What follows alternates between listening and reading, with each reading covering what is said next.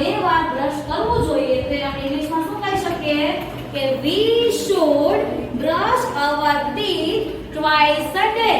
ચલો બોલો જોઈએ બેટા, we should brush our teeth twice a day. પછી આપણે બ્રશ કર્યા પછી આપણે શું કરીએ છીએ? નાવા જઈએ છીએ. જઈએ છીએ કે નથી જતા? હા મેડમ. તો we should take bath every day. ચલો we should take bath every day.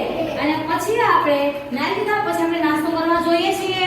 તો નાસ્તો કરતા પહેલા આપણે શું કરવું જોઈએ? આપણા હાથને સાફ કરવા જોઈએ. તો એને ઇંગ્લિશમાં કઈ રીતે બોલી શકીએ? We should wash our hands before and after the meal. ચલો બોલો જી બેટા, we should wash our hands before after the meal. પછી આપણે જમી લીધા, નાસ્તો કરી લીધા પછી આપણે સ્કૂલે આવવા માટે રેડી થઈએ છીએ. આપણે યુનિફોર્મ કેવો હોવો જોઈએ? આપણો સ્વચ્છ હોવો જોઈએ. તો આપણે ઇંગ્લિશમાં કઈ રીતે બોલી શકીએ? We should always wear clean uniform. શું બોલે બેટા એને?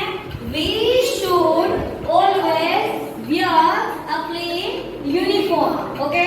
અને પછી સ્કૂલે આવ્યા પછી આપણી જગ્યા આપણે સાફ ના હોય તો સૌથી પહેલા આપણે જગ્યાને સાફ કરવી જોઈએ. હા કે ના? કરવી જોઈએ ને? તો એના માટે આપણે શું ઇંગ્લિશમાં બોલી શકીએ? We should clean our space regularly. ચલો બોલો જી બેટા, we should clean our space regularly. અને ત્યારબાદ આપણે શું કરીએ છીએ કે જો આપણે પેજ સાફ કરતા જો પણ કોઈ પણ કચરો પડે તો આપણે એને ફેંકી દેવો જોઈએ નહીં, તો એ ડસ્ટબિનમાં નાખવો જોઈએ ને. તો એના માટે શું બોલાય?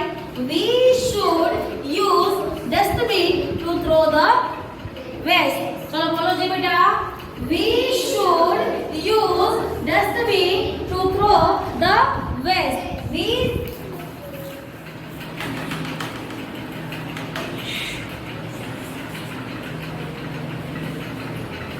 બધાને ખબર પડી ગઈ વ્યવસ્થિત રીતે? ચલો તો આપણે લેક્ચર